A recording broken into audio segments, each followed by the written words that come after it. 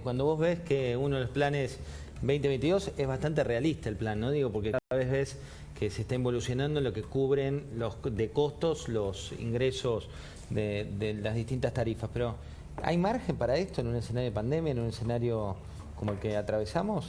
Mira, 64% de los argentinos que encuestamos dice que el 2022 va a ser peor que el 2021.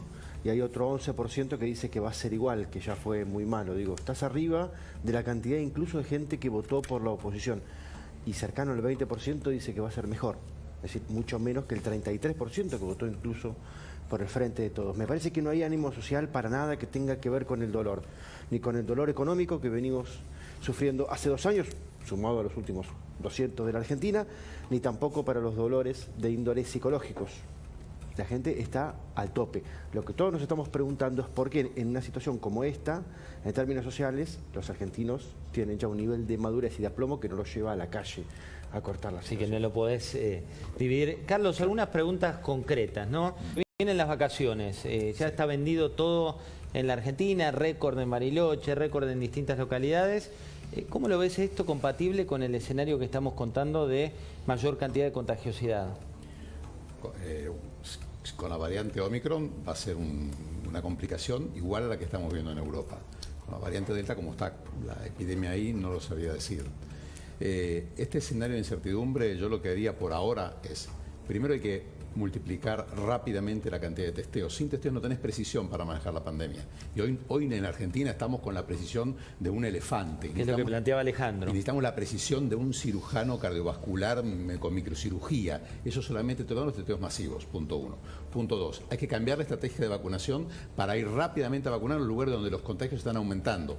Lo reitero por vez número 1000. Este virus camina, se mueve por barrios. Para eso tenés que hacer campañas orientadas en este momento a vacunar hasta los 5 años por barrios. En tercer lugar, reitero lo de la cooperación regional porque no es menor. Como el virus, la pandemia se motoriza con lo que se llaman las introducciones. Todo lo que viene de la mayor cantidad de gente viene o del aeropuerto o los países limítrofes. En Argentina no tiene homologados los certificados, los protocolos de testeo y los controles fronterizos con ningún país de América Latina. Y además, el tema de la procuración de vacuna.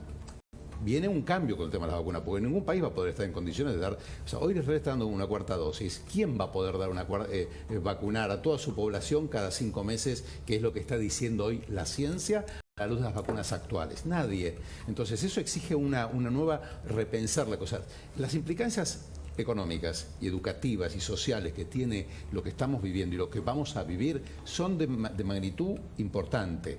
Entonces, me parece a mí que hay que ser precautorio, como somos en medicina siempre, porque vos cuando vas a operarte querés que el cirujano esté preparado para lo más fortuito, lo más complejo.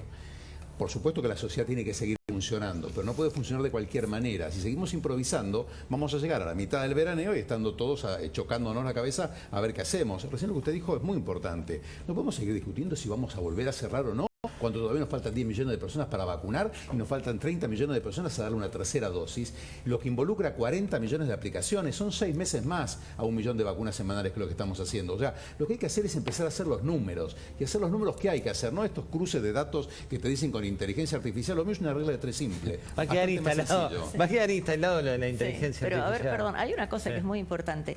En todas partes del mundo se dijo, bueno, cerramos un tiempito para cortar la transmisión y para dar tiempo a fortalecer el sistema sanitario. ¿Qué fortalecimiento se ha hecho en Argentina? En el mundo se achicó el sistema sanitario, porque hay un aspecto de la pandemia que no estamos mencionando, que es los médicos y los enfermeros.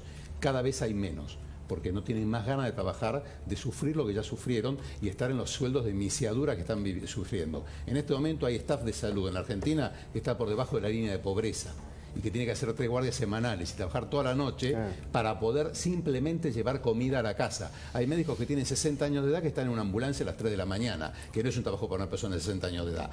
Eso frente a lo que estamos viendo con el tema de los bonos y todo esto, entonces hable con los médicos. Está cambiado el mapa. Marcelo, quiero...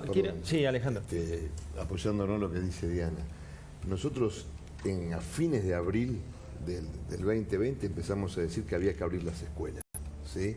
No hay un solo país en el mundo. Yo digo esto porque, no porque estudié los 189 países, sino para esperar que alguien del gobierno me diga, no, tenés razón. ¿No? Nadie me lo dijo jamás. No se conoce un solo país en el mundo que haya tomado la decisión de cerrar el sistema educativo 2 años. Salvo en la ciudad de Buenos Aires, Mendoza y Córdoba, ¿sí? En todas las demás provincias hace 2 años que están cerrados. Porque el sistema educativo hoy, por ejemplo, en la provincia de Buenos Aires sigue cerrado. No es verdad que está abierto. ¿Cómo sigue cerrado? Sí. No hay No, clase. a ver, nosotros no pedíamos que abran las escuelas, que abran un edificio. Lo que pedíamos es que vuelva a haber un proceso pedagógico de enseñanza-aprendizaje, que vuelva a la normalidad. Y eso no ha pasado. No ha habido un plan para que los chicos vuelvan al colegio. Los chicos volvieron como se fueron, ¿sí? Después de 1 año y medio. Entonces, Bueno, si se dejó la foto, volviste y la foto era otra, pero exactamente. como si no hubiera cambiado. Entonces, digamos, imagínate vos, hay 90.000 pequeñas y medianas empresas que cerraron durante la pandemia y no hay un plan para ellas. Y seguimos sin poder generar empleo porque siguen pensando en un modelo económico de hace 50 o 60 años que ya fracasó. Bueno, ahí, Marcelo, hablando de esto, mientras tanto la política está como en otra sintonía. Teníamos y tenemos declaraciones, en este caso de Alberto Fernández, hablando del hijo de Néstor, en un contexto iluminado que tenía que ver con el debate que habían tenido la semana anterior. Pero fíjate lo que decía en este caso Alberto Fernández. Dale. Pues yo le digo siempre a Máximo que cuando hablo con él, hablo con el hijo de Néstor, con todo lo que significa tener el cariño que uno siente por el hijo de alguien a quien ha querido tanto. Néstor para mí fue un personaje enorme, Cuando a alguien lo nombran como el hijo de, ¿qué estás haciendo? O sea que yo estuve reflexionando mucho en estos días sobre lo justo y lo posible. Y estoy tan contento de lo poco que puedo estar contento de no ser político, porque, ¿Por qué? porque si fuera político tendría que dialogar con alguien como Máximo Kirchner. Creo que en esta mesa y con el doctor estamos todos de acuerdo que hay que vacunar, que había que comprar las mejores vacunas con la mayor celeridad y vacunar con la mayor celeridad posible.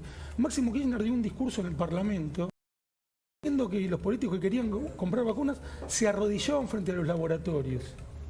Es de una infamia que no encuentro los adjetivos. Es una persona... ¿Pero a quién le habla? ¿A quién le habla Jorge por ahí? Perdón, ese discurso que dio es un discurso criminal. Dijo que los que querían comprar vacunas se arrodillaban ante los laboratorios. Es una persona completamente irrelevante. Completamente irrelevante. Y el presidente que organizó esa festichola mientras se cerraba el pueblo, también ahora los políticos, para eso fueron elegidos, tienen que lidiar con esto.